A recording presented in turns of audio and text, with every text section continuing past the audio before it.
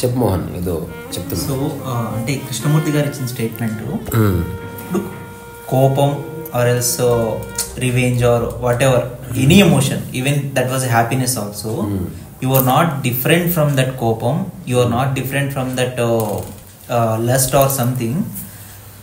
నువ్వే కోపం అయినప్పుడు, నువ్వే హ్యాపీనెస్ అయినప్పుడు, నువ్వే ఎక్స్పెక్టేషన్ తీసుకునే పర్సన్ అయినప్పుడు నువ్వు దాన్ని ఎలా చూడగలవు?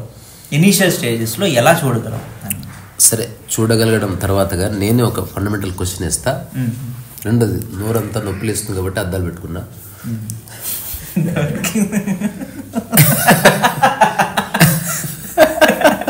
సింక్ లేకుండా మాట్లాడుకుంటే ఎవరు కోపం రాలేదు చూసారా? మామూలుగా అయితే కోపం వస్తుంది. సో ఎక్కడన్నా కోపం ట్రిగర్ అవ్వచ్చు. కొన్నిసార్లు నవ్వు వస్తుంది అదే సందర్భానికి. ఉదాహరణకు బాడక ఉన్నాడు అనుకో, కోపం రాదు యాక్చువల్గా. ఒక పర్టికులర్ పర్సన్ అన్నప్పుడు కోపం వస్తుంది. ఇప్పుడు నా ఫండమెంటల్ క్వశ్చన్ ఏంటంటే, కోపం అన్నది జస్ట్ ఒకలాగే ఉంటుందా? తక్కువ కోపము, కొంచెం ఎక్కువ బ్లాస్ట్ అట్లా డిఫరెన్సెస్ ఎప్పుడన్నా ఉన్నాయా మీ అందరికీ? నాకైతే ఉన్నాయి కదా. తద్వారా ఆ కోపం యొక్క తీవ్రతకి కారణం ఏమిటి అసలు? కొన్నిసార్లు రైట్ ఇండిగ్నేషన్ వస్తుంది. ఐ మీన్ సిద్ధాంతపరమైన తప్పులు జరిగినప్పుడు కోపం వస్తుంది.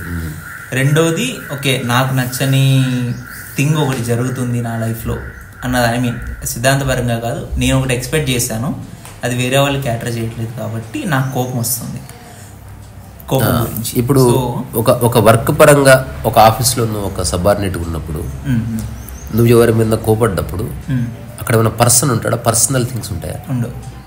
కేవలం ఆ కోపం ఎట్లుంటుంది? What is the quality, nature of? నేను ఎలా డీల్ చేస్తానంటే, నీ టాక్స్ వింటున్నా కాబట్టి నేను ఎలా డీల్ చేస్తానంటే, ఫైన్ ఇది పని చేయాల్సింది, ఇలా చేయలేదు కాబట్టి కోపం వస్తుంది. So it is purely related to the work. ఈ వర్క్కి సంబంధించిన కోపమే, పర్సనల్ ఎజెండా ఏం లేదని చెప్పేసి నేను కోపడతాను. సో అక్కడ పర్సన్ ఎందుకు డిసప్పియర్ అయిపోయిండు? అక్కడ person what kind of understanding ఉండడం వల్ల క్లియర్గా నువ్వు బైఫర్కేట్ చేయగలుగుతుంది, this is not personal, this is about work అని కదా? అవును, డిఫైన్ చేయగలుగుతాం. అది జీవితానికి అప్లై చేయగలిగితే, జీవితానికి అప్లై చేస్తాను, బట్ నేను చూడలేకపోతాను కదా. చూడడం గురించి ఇప్పుడు నువ్వు ఆఫీస్లో పని చేస్తున్నావు, నేను నిన్ను అనడం లేదు, నువ్వు చేసిన పని అన్నాను. అట్లాగే నిన్నెవరు ఏమనడం లేదు, బట్ నువ్వు చేసిన పని మీద కోప్పడుతున్నారు. అవును కదా?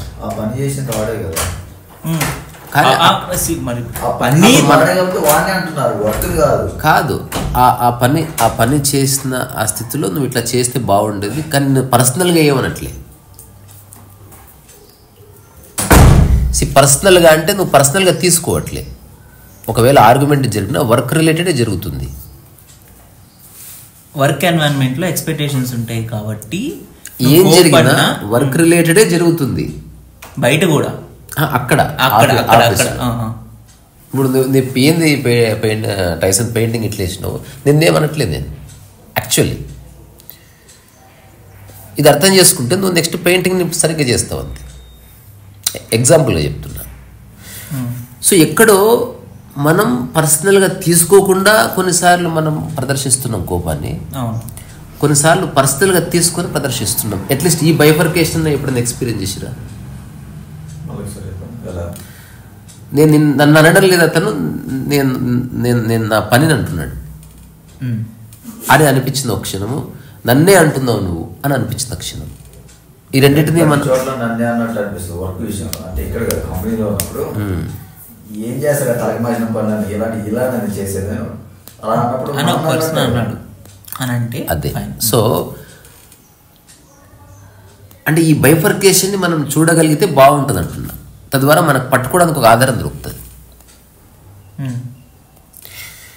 అంటే ఇప్పుడు ఒక వైఫ్ హస్బెండ్ అన్నప్పుడు దే ఆర్ టేకింగ్ పర్సనల్లీ, అదే హస్బెండ్ బాస్ అన్నప్పుడు హీఈస్ నాట్ టేకింగ్ పర్సనల్లీ. ఏం జరుగుతుంది అక్కడ అనేది నా చిన్న ఎంక్వైరీ ఇది. సరే, కోపంలోకి వెళ్దాం.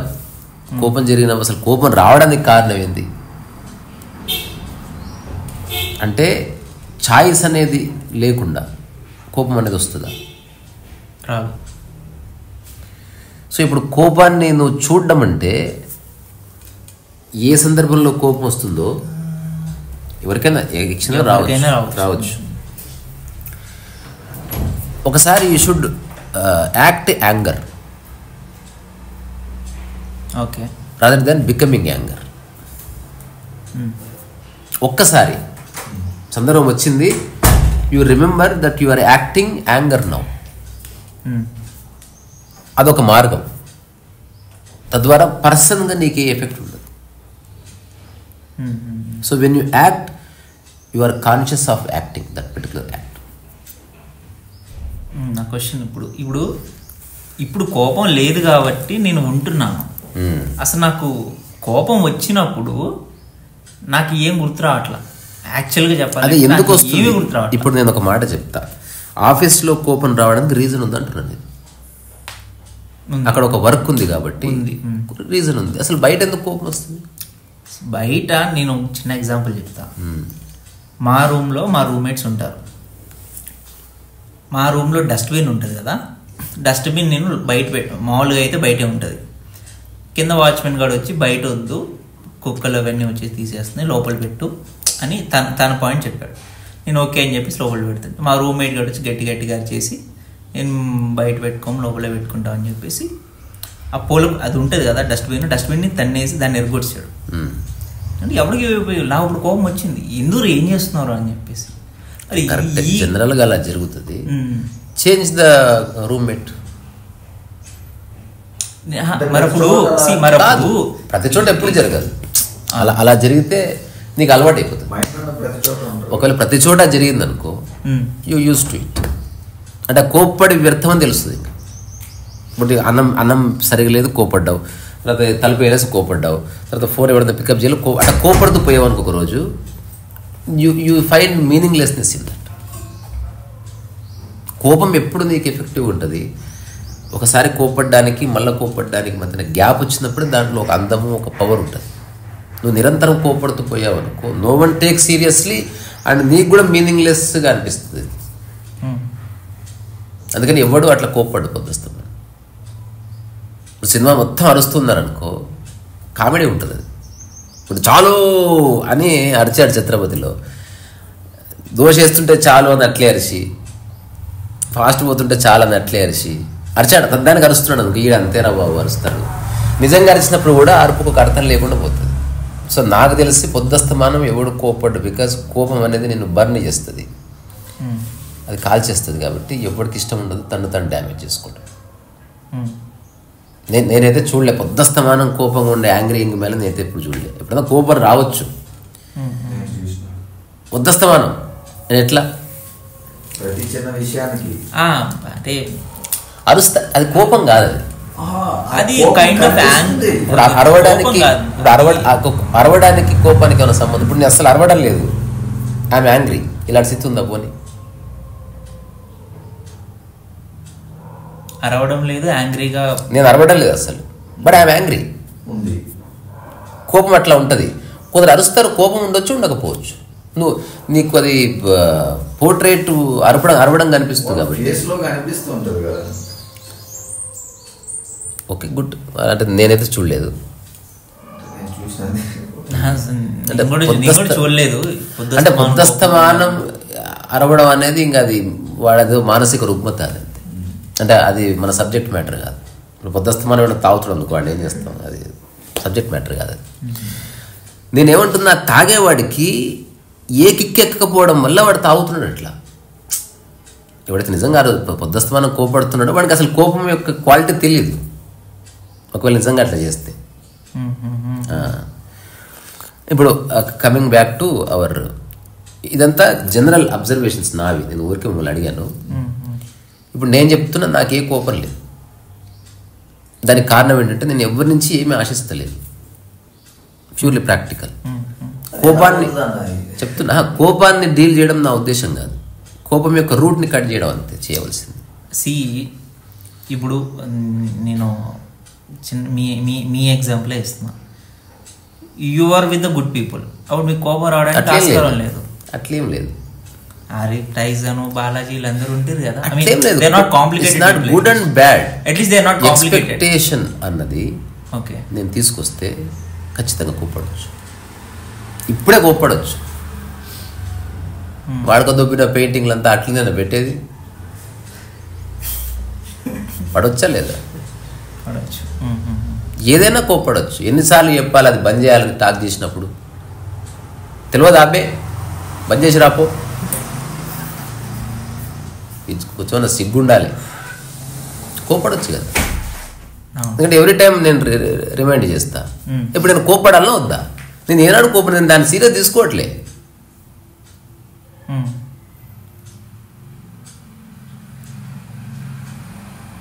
సో మంచి వ్యక్తులు చెడ్డ వ్యక్తులు అది కాదు, నీ ఎక్స్పెక్టేషన్ అంతే. దేవుడు వచ్చినా కోపడవచ్చు. నేను ఏంది ఆ నగలేంది, ఆ లొల్లేంది, కృష్ణుడు అనొచ్చు, నువ్వు ఫ్లూట్ వాయిస్తే బాబు వెళ్ళిపోయి నుంచి నువ్వు ఎక్కడైనా కోపడవచ్చు. నువ్వు దేవుడు దివ్య కాంతులతో వెలిగిపోతుంది. ఏ రాత్రిపూట ఏంది ఆ వెలుతురు బంద్ చేసుకోరాదు, లేకపోతే బయటికి కోప్పడడానికి నీకు కారణం కావాలి.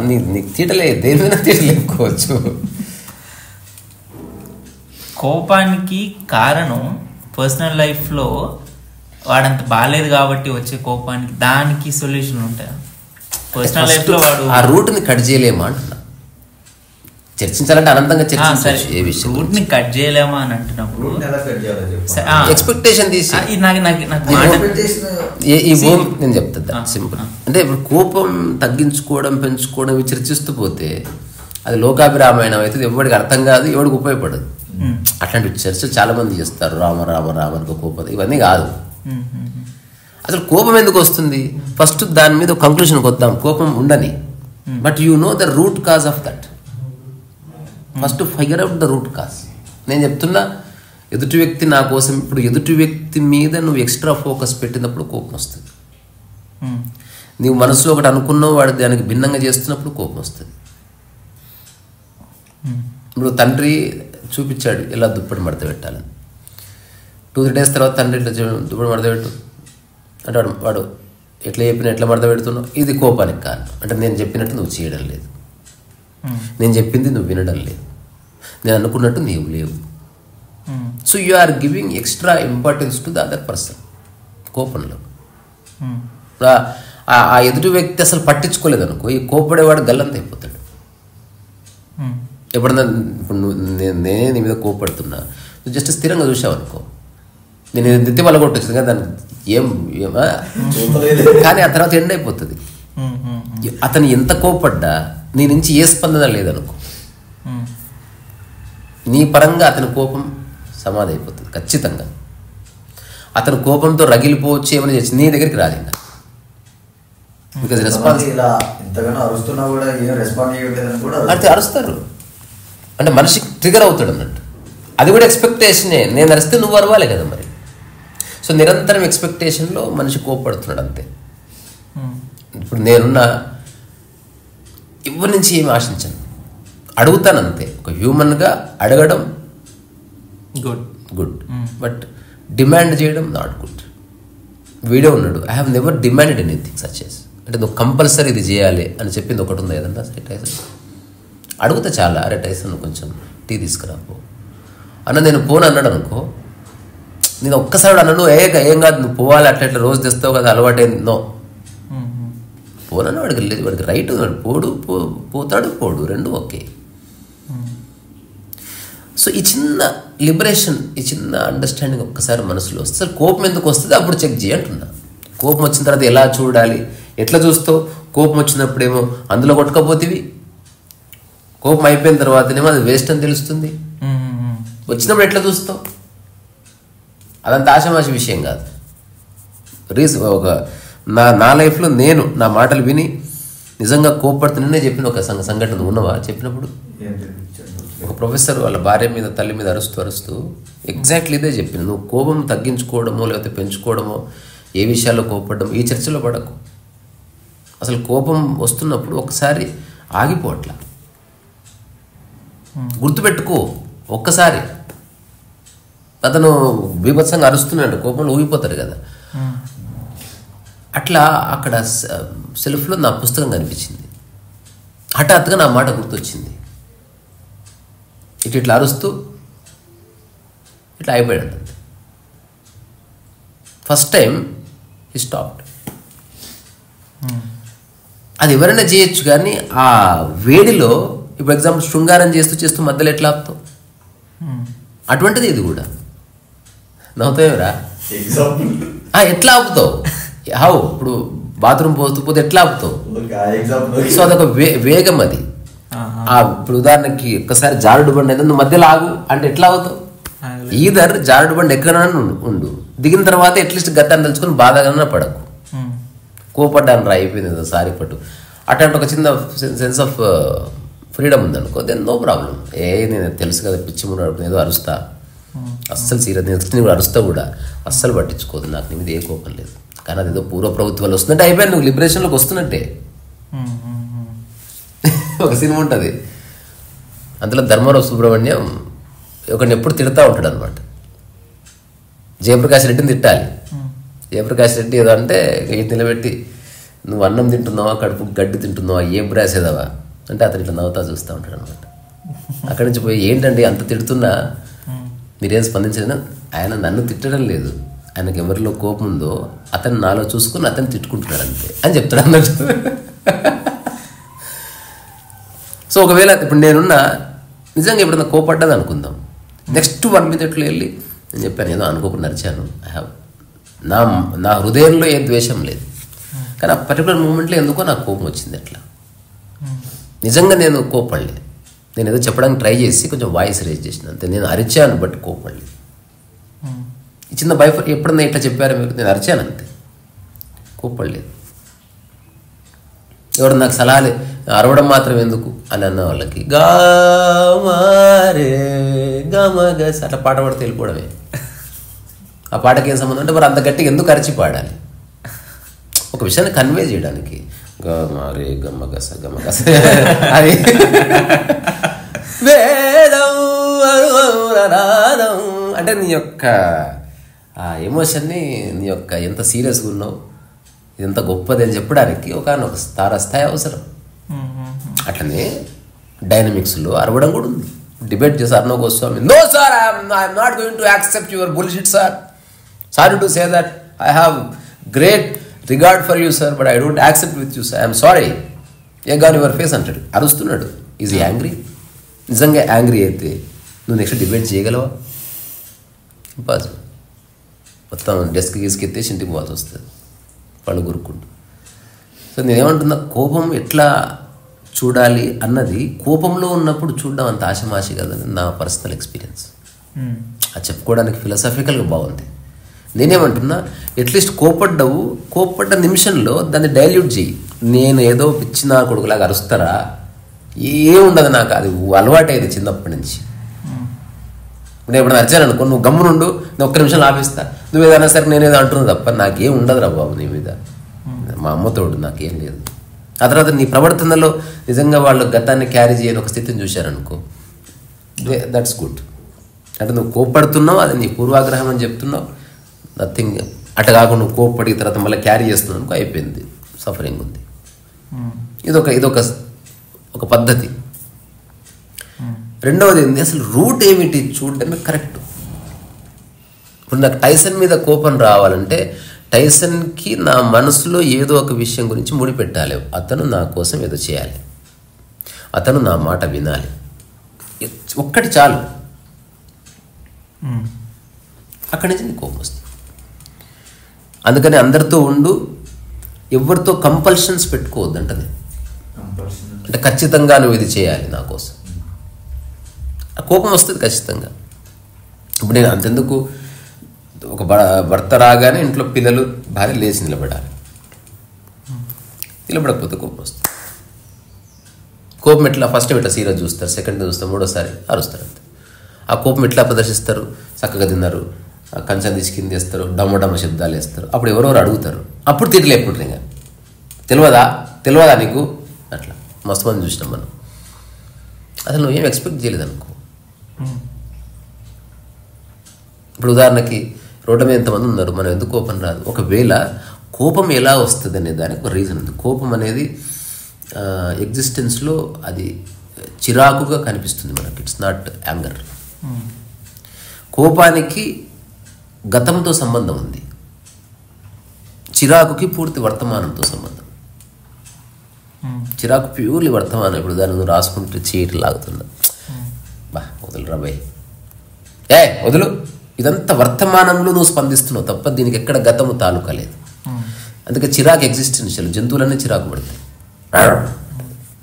దాని డొక్కలు పెడతాయి, దాని ఆహారాన్ని ముట్టుకొని కోప్పడుతుంది. అది పూర్తి వర్తమానపు అనుభూతి, అది చాలా అందంగా ఉంటుంది. It's pure expression of love కావచ్చు, కన్సర్న్ కావచ్చు. కానీ దానికి మళ్ళీ భవిష్యత్తులో ఎప్పుడు లింక్ చేయడం ఉండదు, అస్సలు ఉండదు. అదే కోపం ఉందనుకో, ఖచ్చితంగా దానికి పూర్వాగ్రహం ఉంది, దానికి గతంతో సంబంధం ఉంది. గతంలో నువ్వు క్రియేట్ చేసుకున్న ఒక థాట్ అండ్ ఒక ధారణ ఇప్పుడు కోపానికి నీకు దారిని ఏర్పాటు చేస్తుంది. ఇప్పుడు నాదంతా వర్తమానపు సంబంధాలు, ఏ రోజు ఆ రోజు టైసన్ తోటి. ఎవరన్నా అడిగారు అనుకో, ఎన్ని రోజులు కలుస్తున్నారు మీరని, ఒకటి రోజు, అంతే జవాబు.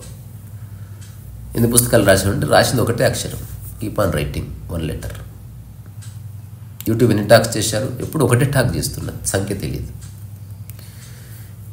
ఎవడన్నా దీన్ని అట్టెట్లుంటుంది అనుకో, చెప్పు ఎన్ని మాటలు మాట్లాడినావు పుట్టినప్పటి నుంచి.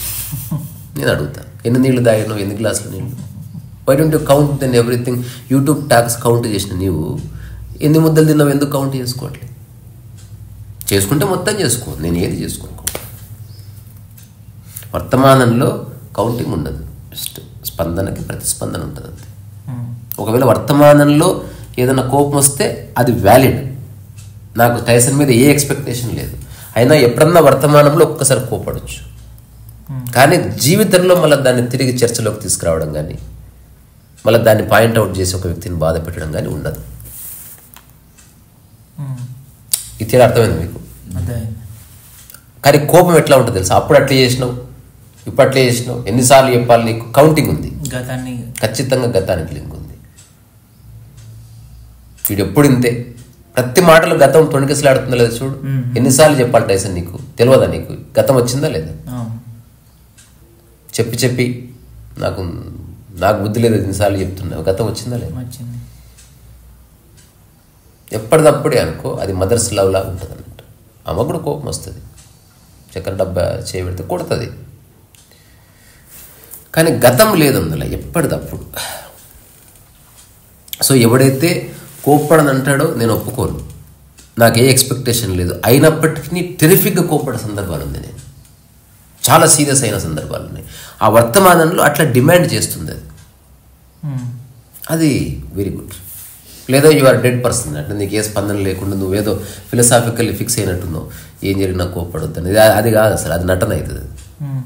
అట్లా కాకుండా ఒక్కొక్కసారి కోపం వస్తుంది, కానీ అది ఓన్లీ వర్తమానానికి సంబంధించిందే అయ్యి ఉంది. ఇది నేను ప్యూర్ నా అనుభవంగా చెప్తున్నా. నేను చాలాసార్లు కోపం వస్తుంది నాకు, కానీ అది ఆ ఒక్క క్షణమే తప్ప అది స్నేహాన్ని కానీ దేన్ని డ్యామేజ్ చేయదు. ఆ నెక్స్ట్ మూమెంట్లో యువర్ ఫ్రెండ్స్ అగైన్. ఎందుకంటే అక్కడ నీవు ఇంపార్టెంట్ కాదు, ఏమి కాదు, సందర్భం డిమాండ్ చేస్తుంది నువ్వు అరవడానికో పరిగెత్తడానికి. ఉదాహరణకి ఎవరికో యాక్సిడెంట్ అయింది, ఎప్పుడు పరిగెడతాడా లేదా?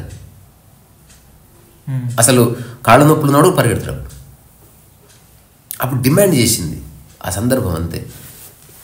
ఊరికి ఎవడు పరిగెడతాడు? ఆ టైంలో ఒక వోలటైల్ సిచ్యువేషన్ ఉంటుంది, చెప్ప నీళ్ళు తీసుకురా బుద్ధి లేదని, కానీ ఎవరి మీద అరుస్తారు అప్పుడు. ఆ సందర్భం డిమాండ్ చేస్తుంది. అట్లాంటి సందర్భంలో డిమాండ్ చేసినప్పుడు నువ్వు కోపం ఒక చిరాకుగా వ్యక్తపరచడం అనేది very beautiful, existential, there is no problem. But కోపాన్ని ఎలా చూడాలంటే నాకు అనిపిస్తుంది ఇట్స్ నాట్ దట్ ఈజీ. ఎట్లా చూస్తావు చెప్పు? చూడాలి అంటే ఆగిపోవడం ఉంది. మా ఫ్రెండ్ అరుస్తూ ఆ ప్రొఫెసర్ అట్లా మిగతా వాళ్ళందరూ అరుస్తున్నారు కదా, వాళ్ళకు ఒక 30-40 seconds to 1 minute ఏమైంది ఆగిపోయినా ఉన్నారంట,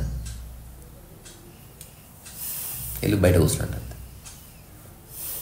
ఇట్లా చేయగలిగితే సూపర్. మరి తప్పు నాదో మీదో, ఐఎమ్ వెరీ సారీ అన్నట్టు.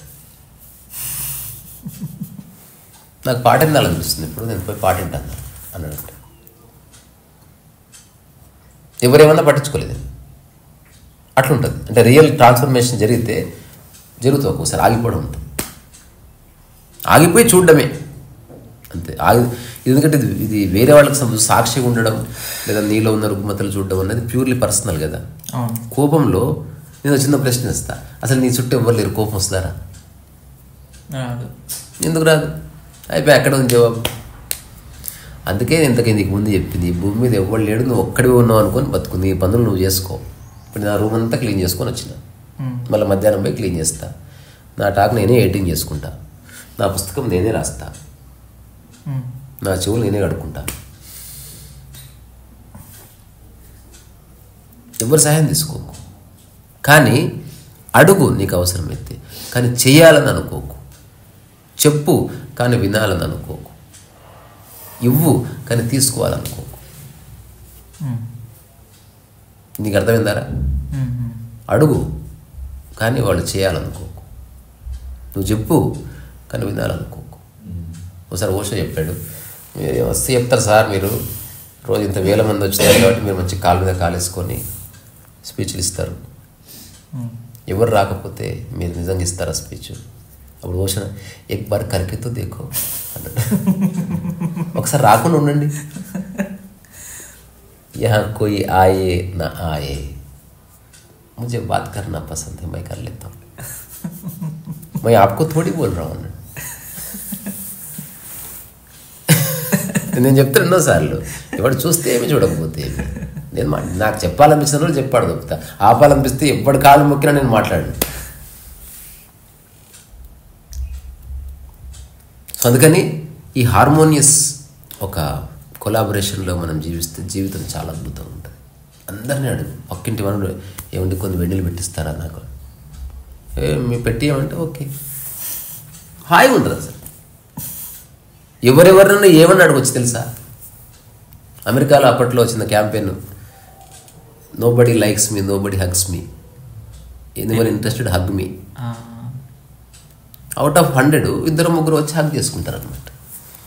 నువ్వు అడిగితే ఇస్తారు. అలాగని అందరూ ఇవ్వరు, అందుకని కోప్పడకు. ఇప్పుడు నా దగ్గరకు వస్తే నేను కొన్ని ట్రాన్స్ఫర్మేషన్స్ చేసిన నా భాషలో. మా అమ్మ డబ్బులు కావాలి అంటే నేను అవును కాదు ఈ రెండింటిని స్వీకరించే శక్తి నీకుందా అని అడుగుతా ఫస్ట్. నువ్వు అడిగిన దానికి అవుననొచ్చు కాదనొచ్చు. ఆ రెండింటిని ఒకేలా తీసుకుంటా అంటేనే అసలు నేను ఇస్తానా అయ్యానా ఏదైనా చెప్పేది. నువ్వు ముందే అవును వీడు ఇస్తాడని ఫిక్స్ అయ్యి వచ్చావనుకో, just get lost from this place. మన ఇద్దరికి కుదరదు. నువ్వు ముందే ఫిక్స్ అయ్యి వచ్చింది, నువ్వు కండిషన్ క్రియేట్ చేస్తున్నావు కదా. అటు కాకుండా నేను అవునన్నా కాదన్నా ఆ రెండు ఒకటే. నీకు తర్వాత స్నేహం ఉండాలి. ఇస్తే నువ్వు ఓవర్ ఫ్రెండ్షిప్ చేసి వీడు గ్రేట్ అని, ఇవ్వకపోతే తర్వాత నాకు ఫోన్ చేయి, అట్లా కాదు. అందుకే నాకు ఎవరు ఫ్రెండ్స్ లేరు టైసన్. ఎందుకంటే ఈ ప్రయోగాలను చేసిన కాబట్టి అందరూ వదిలేసారు. క్లారిటీ ఇష్టం లేదు మనిషికి.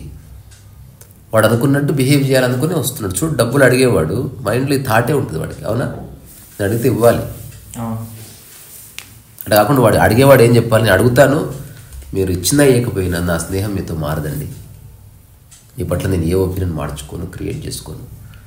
అవసరం వచ్చింది కాబట్టి ఒక మిత్రుడిగా అడుగుతున్నాను, నాకు 10,000 రూపీస్ కావాలి, నా దగ్గర ఉన్నాయి కానీ నేను ఇవ్వనండి, నాకు వేరే ఖర్చు ఉంది. ఓకే, అలాగే. ఇంకా ఏంటి విశేషాలు? అమ్మ బాగున్నారు. This is right approach. ఇద్దరూ మానసికంగా బాగున్నారని. ఇవ్వనగానే మొహం మార్చుకొని ఇంకా పోతా. ఇట్లాంటి బాడుకోవాలకు దూరం ఉండాలి. అట్లాంటి బాడుకో ఫ్రెండ్షిప్ అక్కర్లేదు అసలు. దానికంటే జాలి గుండెలేని మనిషి కన్న కుక్క మేలురా, కుక్క మేలురా. ఇందరా పాట అనగనగా ఒక రాజు మస్తు కదా. అనగనగా ఒక రాజు, ఇది పెట్టి పాడదాం. అది అది మొత్తం పాడితే మళ్ళీ కాపీరైట్ అవుతుందేమో, చూద్దాం అవుతుందేమో. ఏం చేయాలి, 2 పాటలు కలిపి పాడుకోవాలి. సో అందుకే మోహన, కోపంని విట్నెస్ చేయడం అంత ఆషామాషి కాదు. హైపోథెటికల్గా, ఫిలసాఫికల్గా అది అంత, ఇన్ రియాలిటీ అంత ఈజీ కాదు.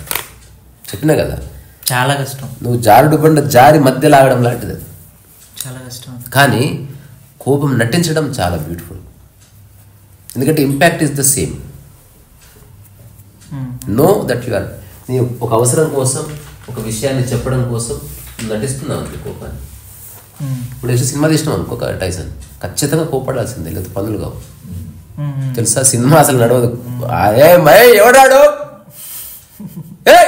అంటారు అంతే కథ. సైలెన్స్. నాకు ఇమ్తియాజ్ అలీ చెప్పాడు, కొత్త డైరెక్టరు ప్రొడ్యూసర్ అంటే నీ మాట ఎట్లా వింటారయ్యా అంటే, దానికి ఒక పద్ధతి ఉంటుంది సార్. ముందే ఒక ఫ్రెండ్కి చెప్పి వాడిని అసిస్టెంట్ డైరెక్టర్ క్రియేట్ చేసి లొకేషన్ రాగానే వాడు బండ బదులు తిట్టాడు హాఫ్ అన్ అవర్. ताको बाहर फेंक दो साले को, चूतिया समझ रखे क्या?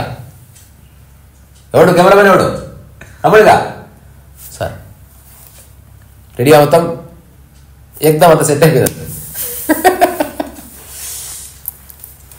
సో తప్పదు, ఇది నటన కాబట్టి వాడు సినిమా చేస్తాడు. నిజంగా కోపడితే వాడు లొకేషన్ వదిలేసిపోవాల్సిందే.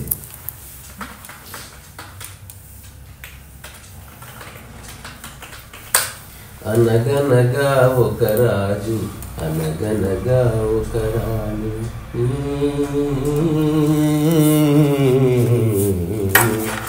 అనగనగా ఒక రాజు, అనగనగా ఒక రాణి, రాజు గుణము విన్నా రాణి మనసు విన్నా. అనగనగా ఒక రాజు, అనగనగా ఒక రాణి. ఆ రాజుకు 7 కొడుకులున్నారు, వారు చదువు సంధ్యలుండి గూడ చవటలైనారు, వట్టి చవటలైనారు. అనగనగా ఒక రాజు, అనగనగా ఒక రాణి. పడక మీద తుమ్మ ముళ్ళు పరచెనొక్కడు, అయ్యో ఇంటి దీప మార్పివేయనొక్కడు. తల్లి తండ్రులు విషమని తలచెనొక్కడు, పడుచు పిల్లామే బెల్లమని భ్రమసెనొక్కడు, భ్రమసెనొక్కడు. అనగనగా ఒక రాజు, అనగనగా ఒక రాణి. ఇప్పుడు వచ్చింది. కొడుకులతో పాటు రాజు కుక్కను పెంచి, ప్రేమయనే పాలు పోసి పెంపు చేసెను. కంటి పాప కంటే ఎంతో గారవించెను, కంటి పాప కంటే ఎంతో గారవించెను. దాని గుండెలోన గూడు కట్టి ఉండసాగెను, తానుండసాగెను. అనగనగా ఒక మనసు, అనగనగా ఒక కోపం, కోపం ఎద్దురాన మనసు దాననానే. అంటే ప్రాక్టికల్గా చూస్తే witness not possible when you are really anger, not possible. కానీ కోపం అవసరానికి ఉపయోగపడుతుంటే ఉపయోగించుకో. లేదా నిజంగానే కోపం వచ్చింది, ఆ తర్వాత పోయి క్షమాపణ చెప్పు, ఏదో రా తెలియక ఇదంతా అనవసరం కానీ ఏదో ఆ చిన్నప్పటి నుంచి అని చెప్పి మళ్ళీ స్నేహాన్ని రీస్టోర్ చేయి. మళ్ళీ జీవితంలో ఆ ప్రస్తావన తీసుకురాకు. ఇదొకటి రికన్సిలేషన్. లేదా రూట్ని కట్ చేయడం అనేది నా దృష్టిలో కరెక్ట్ వే. నువ్వు జన్మాష్టమాలకు పోతే ఒక స్టేట్మెంట్ ఉంటుంది Tyson, you live as if you are alone here. మామూలు స్టేట్మెంట్ కాదు ఇది, నేను 100% పాటిస్తున్నాను. మీరు ఎవరున్నా నేను ఏకాంతంగా ఉంటున్నాను. నాకు అందుకే ఎవరితో అటాచ్మెంట్ లేదు. టైసన్ వెళ్ళిపోయాడు అనుకో, ఏం తలుచుకొని బాధపడు. మళ్ళీ వచ్చాడు అనుకో, అది జస్ట్ పని నడుస్తుంది అంతే, ఎప్పటికప్పుడే. ఏ విధమైన మానసికంగా లంకె ఏర్పాటు చేసినా వస్తాయి, రకరకాల రుగ్మతలు వస్తాయి. అందుకే చివరిగా చెప్పాలనుకున్నది ఒక్కటే, అడుగు, చేయాలనుకోకు,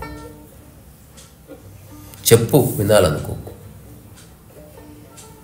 దట్స్ ఆల్. ఏం ఎక్స్పెక్ట్ చేయకు ఎవరి నుంచి. లైఫ్ చాలా రిచ్గా ఉంటుంది. ఎవరైనా నీకోసం చేస్తే ఆ చేసేవాడు ఆశించి చేస్తున్నాడా అని గుర్తించవచ్చా లేదా టైసన్? అట్లాంటి వాడితో చేయించుకోకు. అలాంటి వాళ్ళతో పని చేయించు. అస్సలు ఎప్పుడు చేయించుకోరు. పాయిజన్ విషయం అది. ఎవరైతే నిజంగా నీకు చేస్తూ తృప్తి పడుతున్నారో మళ్ళీ దాన్ని అందరి ముందు గొప్పగా చెప్పుకోవడం లేదు అంతే. అట్లాంటి వాడితే ఏమైనా చేయించుకోవచ్చు.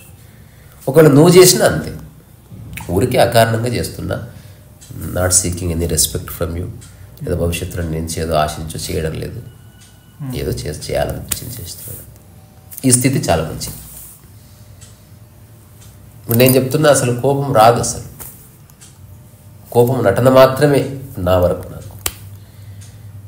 ఎగ్జిస్టెన్షియల్గా కోపం ఉంది మళ్ళీ నాకు, అది నటన కాదు, జెన్యూన్. కానీ అది ఓన్లీ వర్తమానంలోనే బందీ అయ్యింది, దానికి గతం యొక్క సంబంధం లేదు, భవిష్యత్తులో అది మళ్ళీ తలుచుకోబడదు. అది చాలా చాలా చోట్ల జరిగింది. ఉదాహరణకి ఎయిర్పోర్ట్లో నేను నా శాండార్ టేబుల్ తీసుకెళ్తున్నా, హఠాత్తుగా వాడు ఆపేశాడు. సైజ్ ఎక్కువ ఉంది, అది ఒక 1/2 ఇంచ్ పెద్దగా ఉంది, అది దానికి you have to pay 5,000 rupees ఏదో చెప్పాడు, బ్యాగేజ్ అడిషనల్ ఏదో చెప్పాడు. నిన్న ఇదే ఫ్లైట్లో నేను వచ్చాను మార్నింగ్, నిన్న ఎందుకు తీసుకోలేదు అంటే ఐ డోంట్ నో సార్ పెట్టిపోయాడు. ఐ డోంట్ నో కాదు కదా, 5,000 is not in ordinary amount. Correct. ఇప్పుడు వచ్చినప్పుడు వాళ్ళు ఎట్లా కన్సిడర్ చేశారు, నేను మీకేం చెప్పాను వాళ్ళకి అదే చెప్పాను.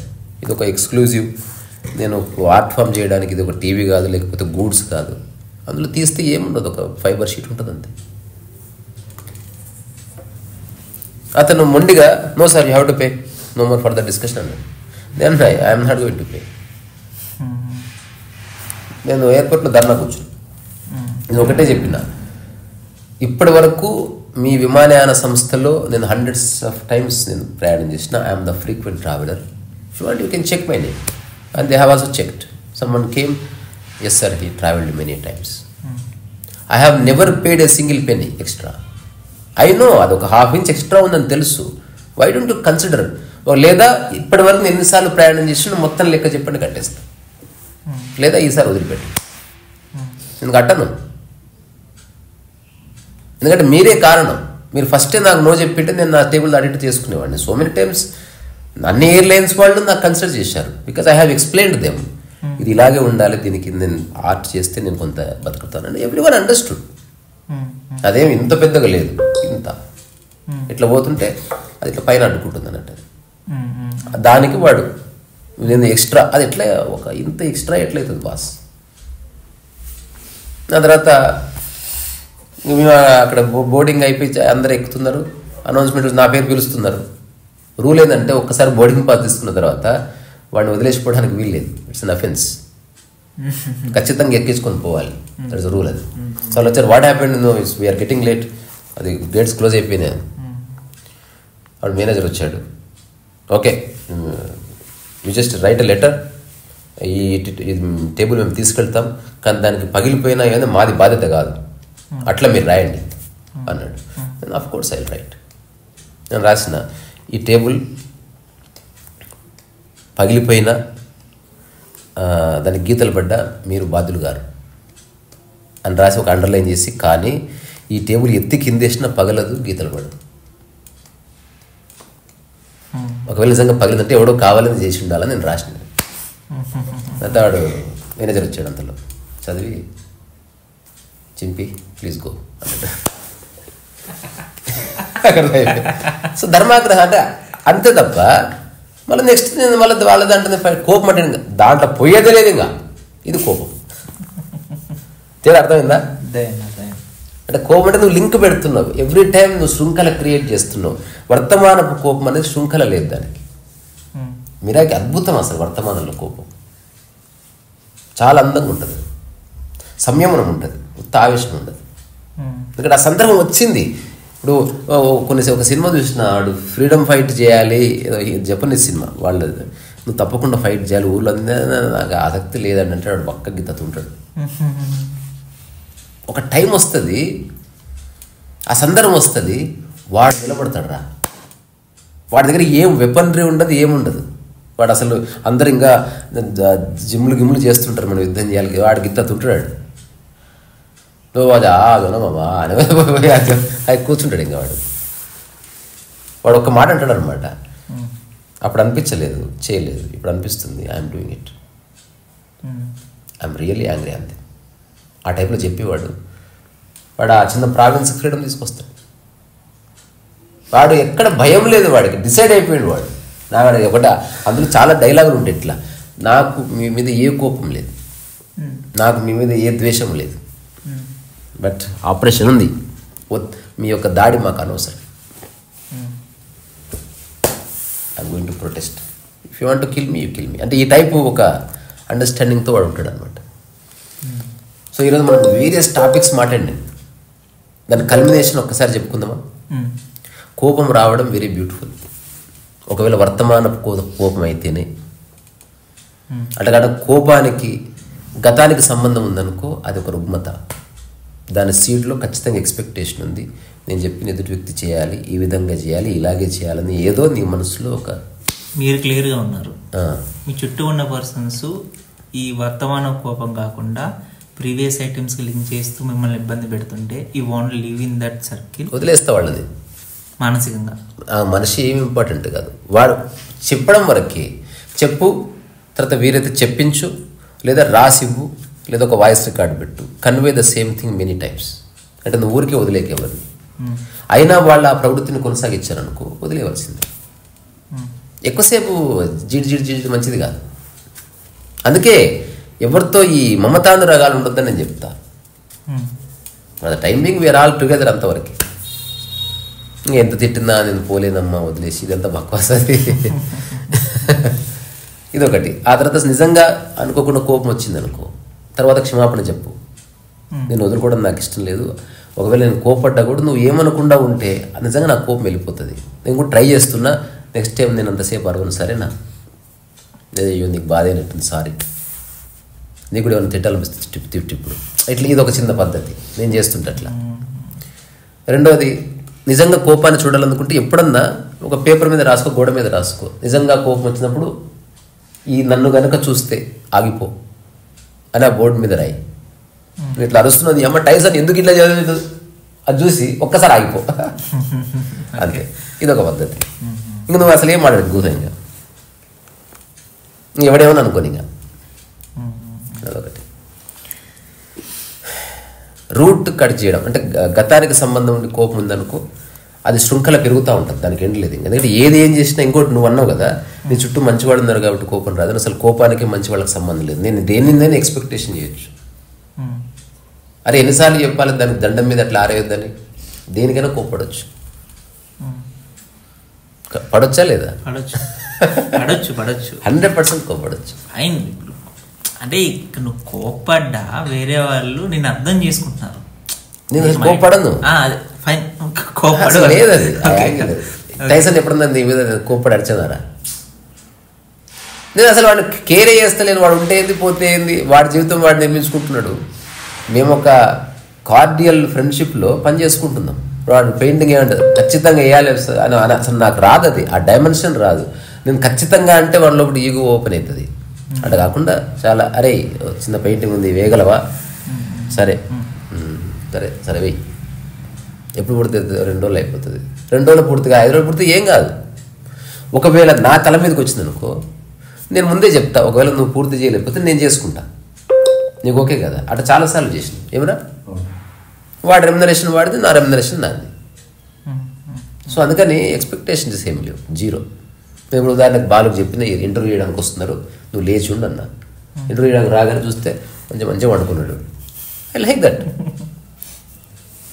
నా కర్మబాలకి వాడు ఇంటర్వ్యూ చేయడానికి వచ్చాడు, ఎంత హాయిగా ఉన్నాడు చూడు. అసలు ఆ స్థితికి చేరుకోవాలి మనం. అందుకని రూట్ కట్ చేయడం ఒక్కటే పరిష్కారం అబ్బా, అదర్వైజ్ లేదు దానికి పరిష్కారం. అది మెల్లమెల్లగా ఆ కోపం రిపీట్ అయిందనుకో, మెల్లగా ద్వేషంగా మారుతుంది. ఆ ఎదుటి వ్యక్తి స్ట్రాంగ్ పర్సన్ అనుకో, అది నీవు రిప్రెషన్ వస్తుంది, ఏమేమో రుగ్మతలుగా మారుతుంది. ఆత్మదర్శనం రాసినాం కదా, ఆలోచన చెట్టు అని ఒకటి ఉంటుంది. సో కోపం అన్నది ఎగ్జిస్టెన్షియల్గా ఉంది, దానికి చిరాకు అని పేరు. హెజిటేషన్ అన్నది వా కరెక్ట్ కాదు నువ్వు చేసింది, నాకు నచ్చలేదురా నువ్వు చేసింది, నీ మొహన్ నాకు చూపించకపోవద్దు, ఇట్లా ఉంటుంది అది. అంతేగాని ఇంకొకటి అత్యంత ముఖ్యమైన ఒక్క డైమెన్షన్ చెప్పి ముగిస్తా. కోపం వచ్చిందే అనుకో, రానిచ్చలో మేక్ షూర్ దుర్భాషలు ఆడకూడదు ఎదుటి వ్యక్తి. ఇంకొకటి ఇప్పుడు కోపం వస్తున్నప్పుడు ఎదుటి పర్సన్ ఫీల్ అవుతాడనే ఒక కన్సర్న్ ఉంటుంది. అప్పుడు మనం ఆలోచిస్తాం, బట్ స్టిల్ మనం సఫర్ అవుతూనే ఉంటాం. అరే అంత నాకు ఒకసారి అనిపిస్తుంది, కోపం వస్తుంది బట్ ఇప్పుడు నేను అరిస్తే ఫీల్ అవుతాడని అది ఉంటుంది. అట్ ది సేమ్ టైం నాకు కోపం వస్తూనే ఉంటుంది. అంతే. నేను అందుకే ఇప్పుడు ప్రపంచంలో ఎవరి మీద పడితే ఆడితో కోపం వస్తలేదు కదా. ఇది ఒక్కటే సూత్రం అబ్బా, ఈ భూమి మీద నువ్వు ఒక్కడే ఉన్నావు అనుకో అంతే. మనం ఎలాగ అనుకున్నాం, ప్రొఫెషనల్గా వచ్చే కోపం పర్సనల్గా తీసుకో, బయటకు రాగానే మర్చిపో. అందుకే అన్ని ప్రొఫెషనల్గానే తీసుకో, భార్యతో సహా. నన్నేం అంటలేదు, నేను దుప్పటి అక్కడ మడతేయకపోతే ఏదో అన్నది, ఇది తెలుసుకుంటే అయిపోతుంది కదా. నేను చాలాసార్లు చెప్తా కదా, నన్ను వాడుకోవాలని అనుకో, నేను కాదని చెప్పు. అంటే నన్ను ఎట్లా అంటామని కోప్పడకు. సో ఈ ప్రతిదాన్ని తీసుకోవడం మానేయాలి. అట్లాగే మనం ఎక్స్పెక్టేషన్ నుంచి బయటపడకపోతే జీవితంలో సద్గతి లేదు. లేకపోతే లైఫ్ అంతా ఇదే ఉంటుంది, న్యూసెన్స్. ఎవడో ఒకడు వస్తాడు మన లైఫ్లోకి, ఎవడో ఒకరితో ఎక్స్పెక్టేషన్. ఎవడో నేను చూసిన మా ఊర్లో సేట్ ఉంటుండే, నా దగ్గర ఏ పరోడు నిలబడ్డాయా ఒక్కడు సరైన వస్తలేడు, అసలు వీడిని తీసేయాలి అక్కడి నుంచి. ఈ లంబడి కొడుకే వాడు తిడతా ఉంటాడు, దమ్మా ఖరాబ్ చేస్తాడు, ఎక్కువ పుల్లలు పెడతాడు, అందుకే నిలబడ్డరు. ఇప్పుడు నేనున్నా అనుకో, హాయి ఉంటుంది నాతో ఉంటే. వాళ్ళ ఇంట్లో ఉన్నట్టు ఇప్పుడు టైసన్కి ఇంట్లో ఉన్న ఇక్కడ ఉన్న ఒకటే, బికాజ్ ఎవ్వరూ నియంత్రించట్లే. ఇది నాది అన్న భావన ఏమీ లేదు, జస్ట్ మనది. ఎవరికి వాళ్ళు సిన్సియర్గా జీవించండి పూర్తి విచక్షణలో అన్నది ఎప్పుడైతే ఎస్టాబ్లిష్ అవుతుందో అది అద్భుతం. అసలు ఆ ప్లేస్ నేను చెప్తున్నాను, ఈ ప్రపంచంలో ఈ గది ఒక అద్భుతం. ఇక్కడ ఎవడు లేడు, అండర్స్టాండింగ్ ఉంది ఇక్కడ,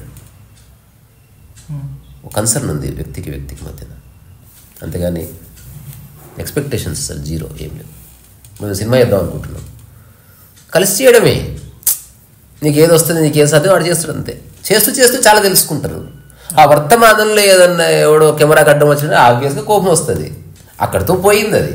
ఇంటికి వచ్చి నాకు భోజనం చేసేటప్పుడు అప్పుడు కెమెరా కట్ట వచ్చినావు, ఇప్పుడు తింటుంటే అడ్డు వచ్చినా, ఇట్లుండదు. ఎప్పుడు అడ్డు వస్తాడు, నాకు కావాలనే చేస్తాడు. ఇదంతా ఏంటంటే వల్ల ఇది దిస్ ఇస్ డిసీజ్.